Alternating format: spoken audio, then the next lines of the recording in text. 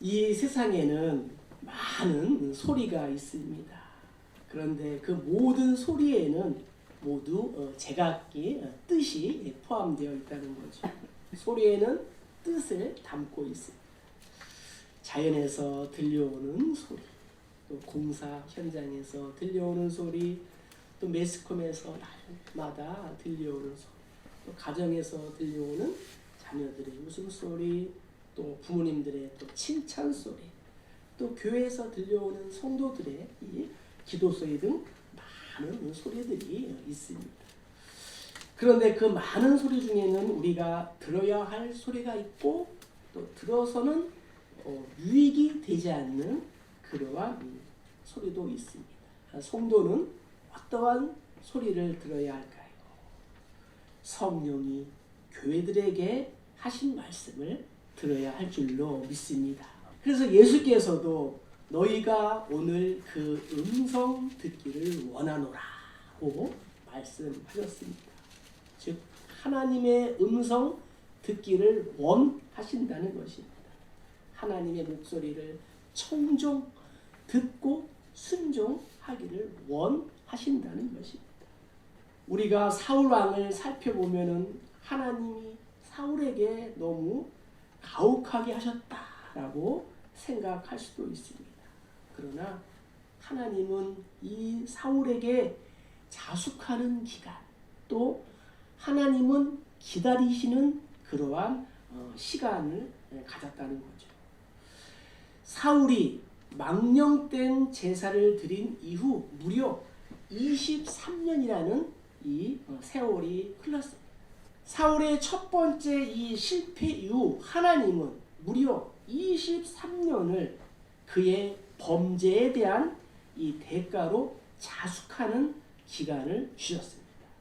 이 기간을 통하여 사울이 진심으로 자신의 허물을 뉘우치고 새로운 사람, 진정한 사람으로 거듭나기를 원하셨던 것입니다. 하나님의 마음은 나에게 어떠한 소리로 들려옵니까? 우리 1절과 2절을 다시 한번 읽어보도록 하겠습니다. 사무엘이 사울에게 이르되 여호와께서 나를 보내어 왕에게 기름을 부어 그의 백성 이스라엘 위에 왕으로 삼으셨은즉 이제 왕은 여호와의 말씀을 들으소서. 만군의 여호와께서 이같이 말씀하시기를 아말렉이 이스라엘에게 행한 일 곧 애굽에서 나올 때에 길에서 대적한 일로 내가 그들을 벌하노니. 아멘. 하나님은 사울과 마찬가지로 여러 가지 상황과 환경으로 고민하고 아파하는 나에게도 자숙하는 시간을 주신다는 거예요. 우리가 성경을 보면은 이러한 자숙의 기간이 사울에게만 주신 것이 아님을 알 수가 있습니다. 하나님은 불법과 불신과 불순종과 불신앙으로 실패의 길을 걸어간 모든 신앙인들에게 길고 짧음의 차이는 있어도 반드시 이러한 자숙의 기간을 주셨습니다.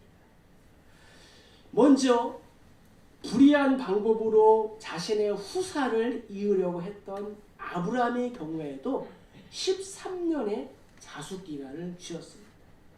아브라함은 아내 사라의 이 요청으로 첩인 하갈을 아내로 맞아들여 86세에 이스마엘을 낳았습니다. 그리고 하나님은 99세에 아브라함에게 또다시 찾아오셨습니다. 하나님의 정하신 때를 기다릴 줄 모르고 나섰다가 살인죄를 저지르고 광야로 도망간 이 모세에게는 광야 40년의 이 세월이 자숙의 기간이었습니다. 하나님 모세를 40년이 지난 80세에 부르셨습니다. 출애굽 후에 광야에서 끝없이 불평과 불만과 불신과 원망의 죄를 범한 이스라엘 백성들에게도 광야 40년은 자숙의 기간이었습니다.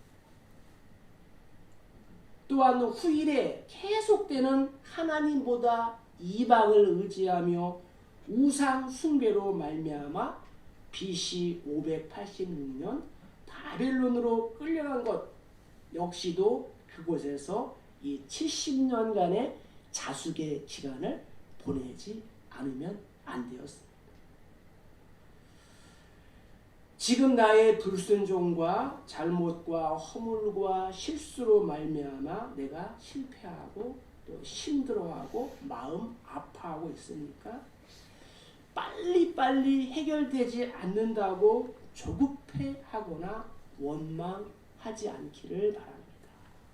또한 인간적인 방법으로 어떻게 해보려고 하고 있습니까?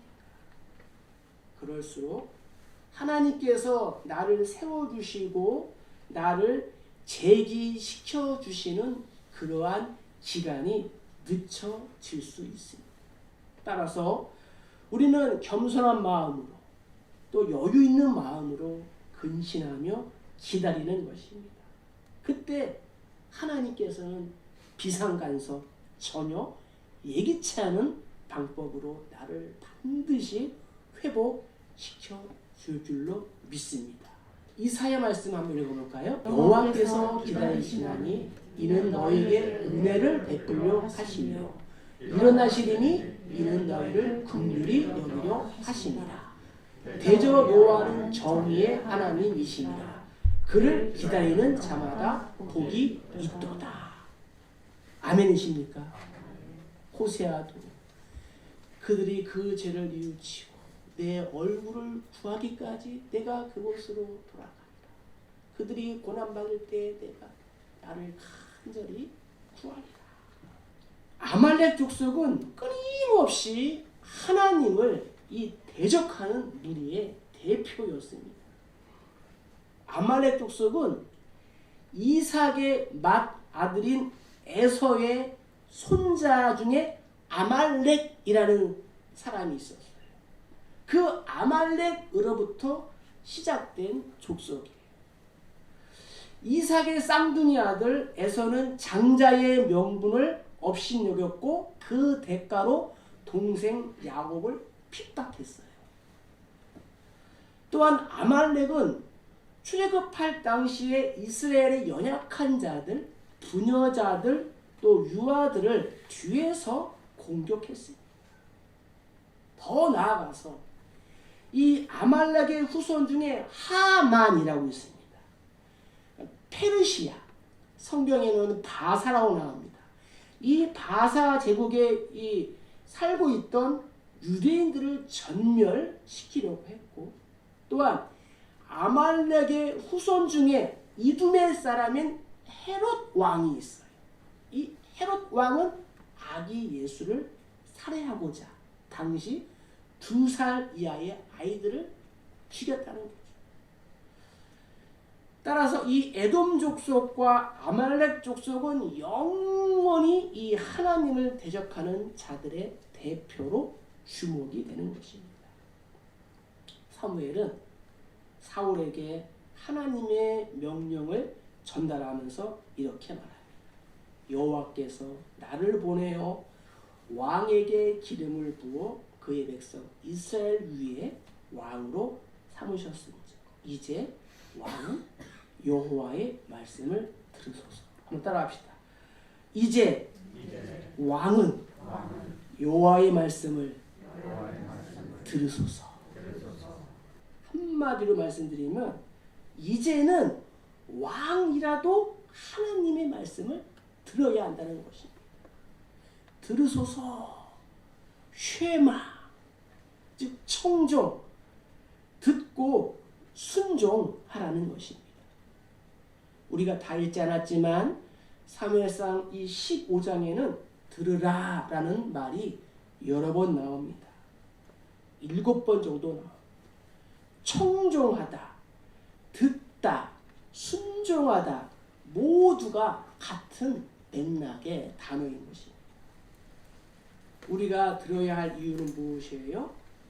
왕을 왕으로 세우신, 나를 나로 세우신, 나를 목회자로 세우시고 나를 중직자로 세우시고 나를 성도로 세우신 이가 바로 하나님이시기 때문이랍니다. 하나님이 사울에게 주신 것, 존귀하게 삼아주신 것, 왕으로 삼아주신 것, 바로 그것 때문에 교만해서는 안 된다 라는 것을 말해주고 있는 것입니다. 사실 이 왕의 자리란 교만하기 쉬운 자리입니다.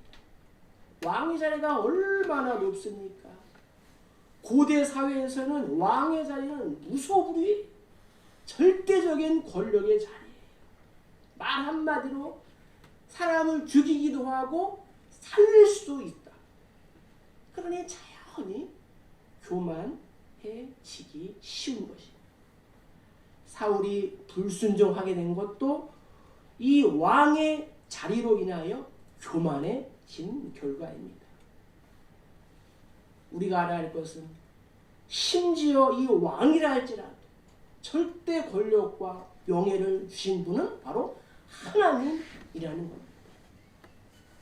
따라서 그것 때문에 내가 교만해서는 안 돼요.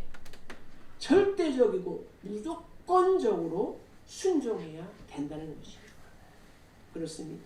내가 아무리 노력하고 내가 피땀 흘려 얻은 것이라 할지라도 거기에는 하나님의 특별한 돌보심이 있습니다.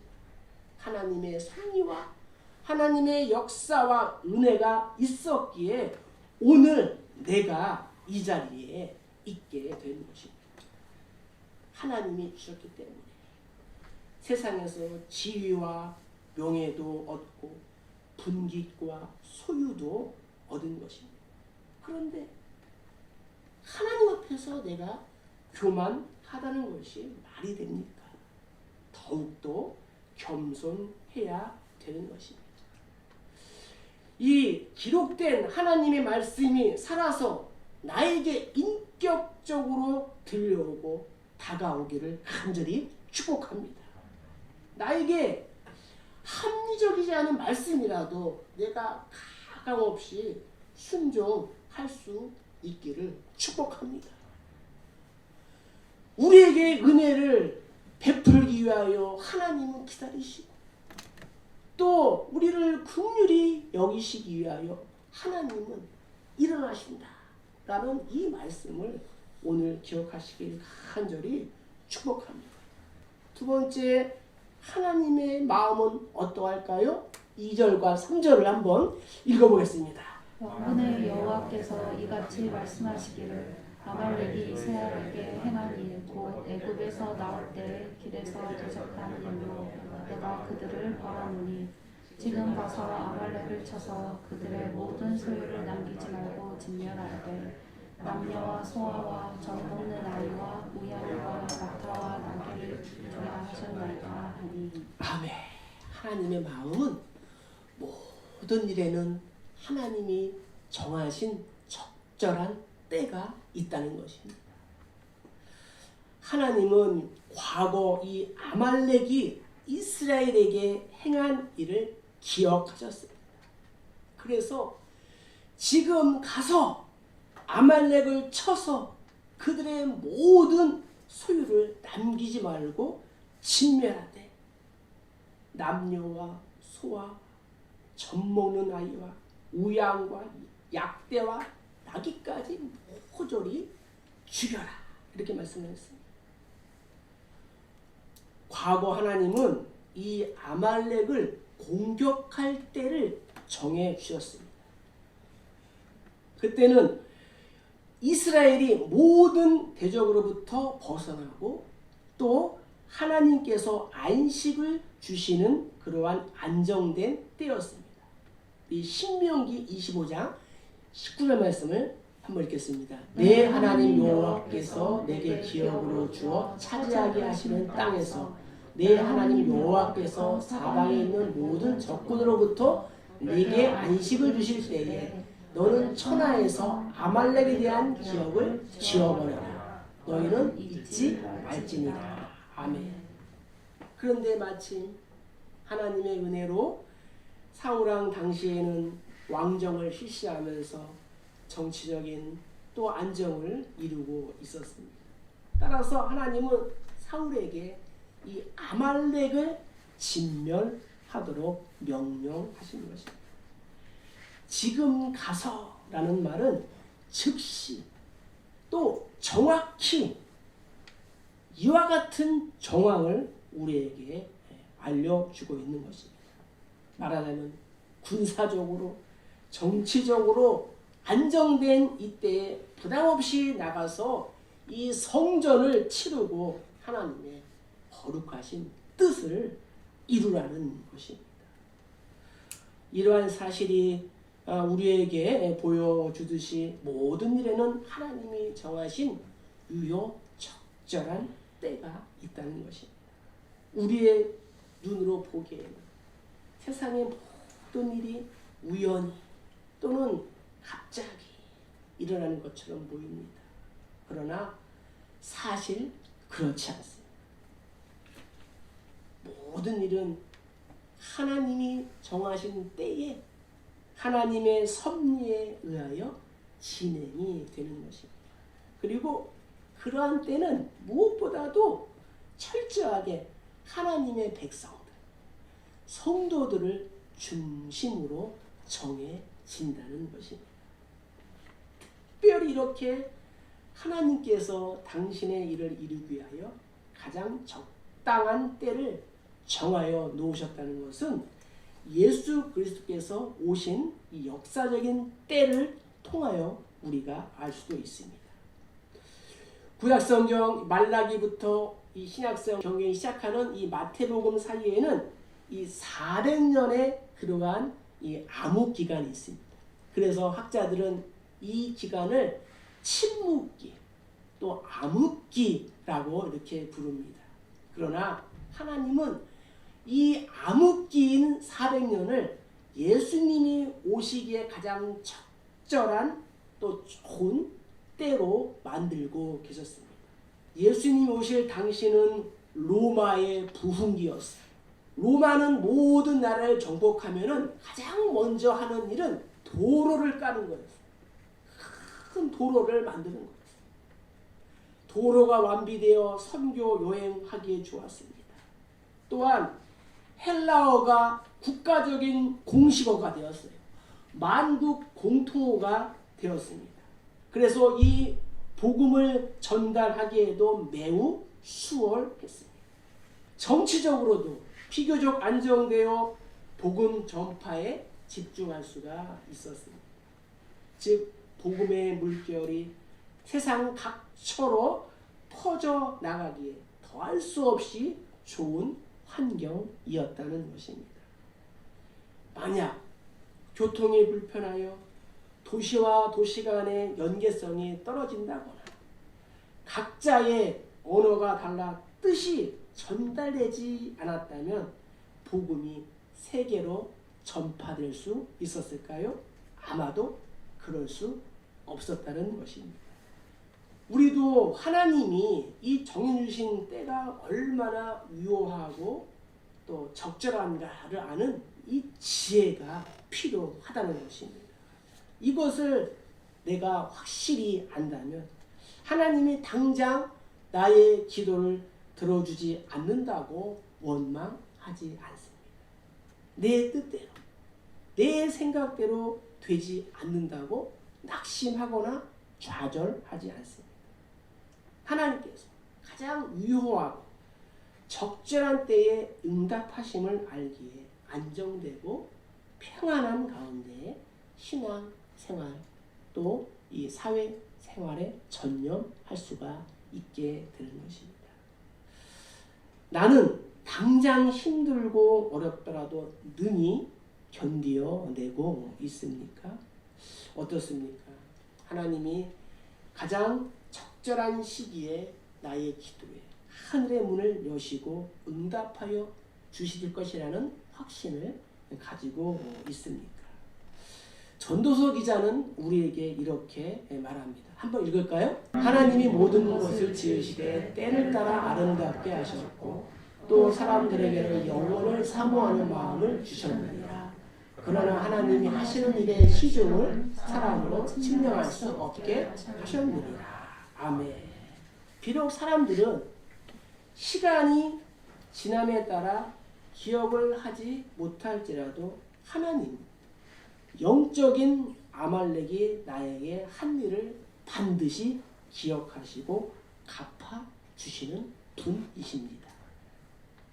나의 인생의 수고에서, 나의 삶 속에서 일어난 여러 가지 선악간의 일들, 나를 힘들게 한 영적인, 육적인 원수마귀 아말렉의 행위를 기억하시고 당신의 공의로 반드시 갚아주시는 분이십니다. 따라서 저와 여러분들이 해야 할 일은 뭐예요? 지금 바로 우리 주 예수 그리스도로 말미암아 나에게 승리를 주시는 하나님께 감사하며 견실하며 흔들리지 않고 항상 주의 일에 더욱 힘쓰는 자들이 되어야 할 줄로 믿습니다. 세 번째, 우리 8절과 9절을 한번 읽어보겠습니다. 아말렉 사람의 왕 아각을 사로잡고 칼날로 그의 모든 백성을 진멸하였으되 사울과 백성이 아각과 그의 양과 소의 가장 좋은 것 또는 기름진 것과 어린 양과 모든 좋은 것을 남기고 진멸하기를 즐겨 아니하고 가치 없고 하찮은 것은 진멸하니라. 아멘. 하나님의 마음은 무엇일까요? 너희가 욕심, 탐심이 앞서면 하나님의 사역을 거스르게 된다라는 거예요. 우리가 읽은 3절에서 하나님은 분명히 모든 것을 남기지 말고 진멸하라 말씀하셨어요. 그럼에도 불구하고 사울과 백성들은 가치 없고 하찮은 것들은 멸하고 아각과 짐승 중에 좋은 것은 살렸다는 거예요. 진멸하라라는 말씀은 강제로라도 남김없이 죽여라는 거예요. 하나님은 하나님과 우상을 같이 섬기는 이 혼합주의, 포스트 모더니즘, 종교다운주의, 이러한 것들을 배격하고 정말 이 하나님만 바라보는 이 하나님의 이 전쟁이었다는 거예요. 그러나 사울과 백성들은 하나님의 뜻과는 정반대로 행동했다는 것이에요. 그럼 왜 사울과 백성들은 23년이나 기다리신 하나님의 뜻을 어기면서까지 아말렉 왕 아각과 좋은 짐승들을 살린 것일까? 그것은 바로 저들의 욕심 때문이었습니다. 눈에 보이는 안목의 정욕 때문이었다는 거예요. 그들이 아말렉 족속을 진멸하면서도 이 아말렉 왕 아각을 죽이지 않고 살린 것은 자기들의 승리를 오랫동안 삼기 위한 명예에 대한 욕심이었어요. 그 증거가 무엇이냐? 기념비를 세웠다는 것입니다.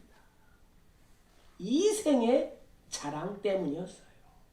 다음으로 가치 없고 이 천하고 낮은 짐승만 죽이고 모든 좋은 것을 살린 것은 그들이 물질에 대한 욕심을 가지고 있었기 때문이었어요. 육신의 정욕, 탐심 때문이었습니다. 바로 이러한 유혹들이 우리가 하나님의 말씀을 불순종하게 하는 결정적인 요인이 된다는 거예요. 그렇습니다. 이러한 욕심은 우리가 하나님의 말씀을 순종하는 일에 가장 큰 걸림돌이 되는 거예요. 만일 우리에게 물질에 대한 욕심이 있다면 하나님의 나라를 확장시키기 위한 선교헌금, 감사헌금, 주일헌금, 절교헌금 등 하나님께 마땅히 드려야 할 이 11조조차도 어려운 것입니다. 만약 세상적인 이 명예에 대한 욕심이 있다면 주일을 지키는 것보다 주일에 이루어지는 이 세상적인 행사에 더 관심을 가지고 그 행사 때문에 주일을 범하게 되는 것입니다.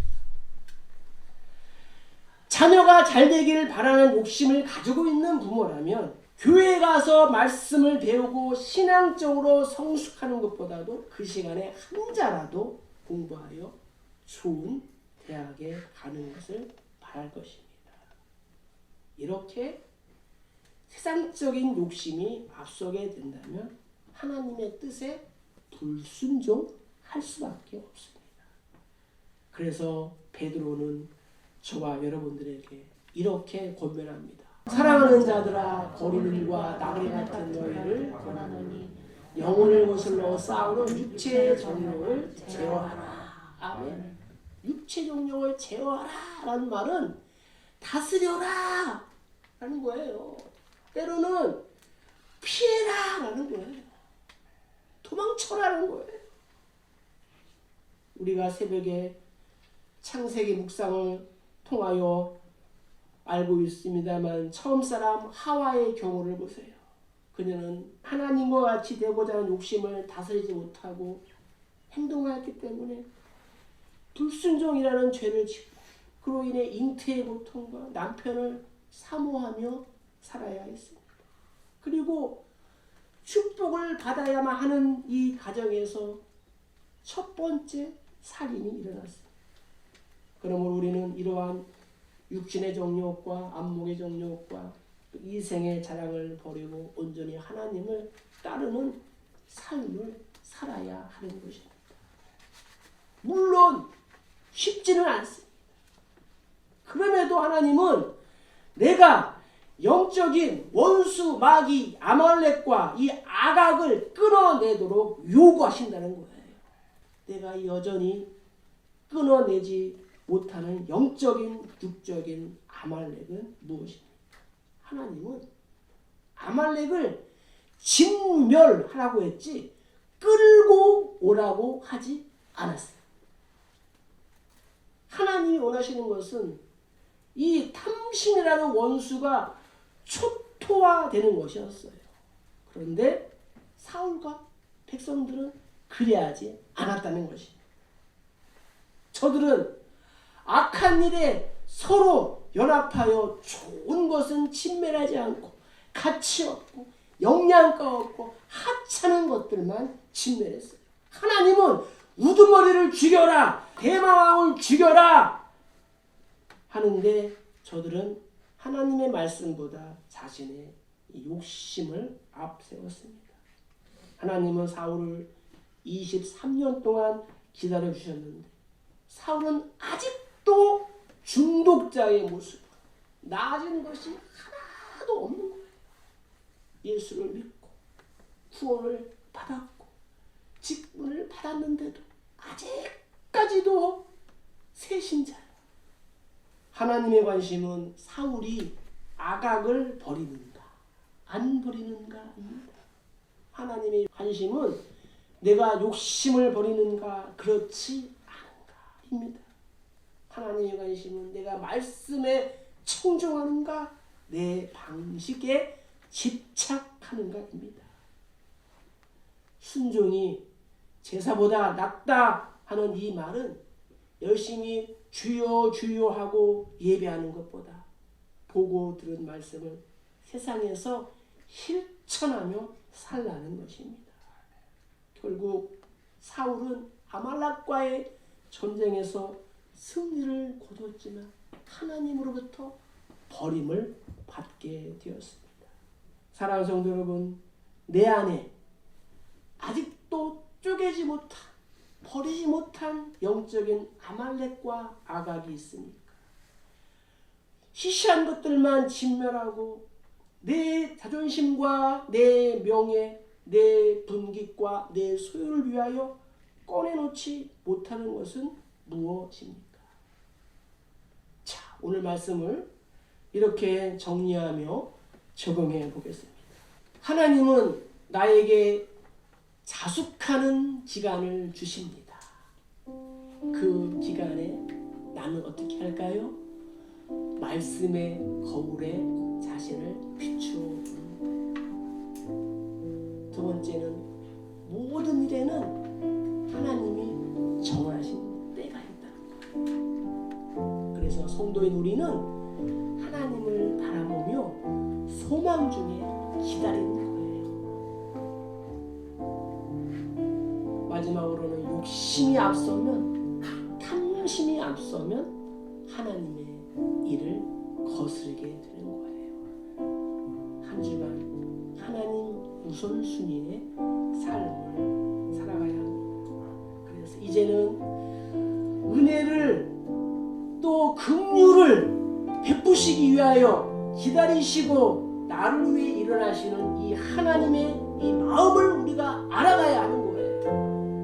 그래서 내 속에 있는 이 혼합주의적인 영적인 육적인 이 아말렉과 악악과 탐심과 욕심을 쪼개고 청종의 자리로 나아가며 우리의 남은 삶이 형통하고 또 승리하여 하나님 영광 돌리는 우리 모두의 삶이 다 되시기를 주님의 이름으로 간절히 축복합니다.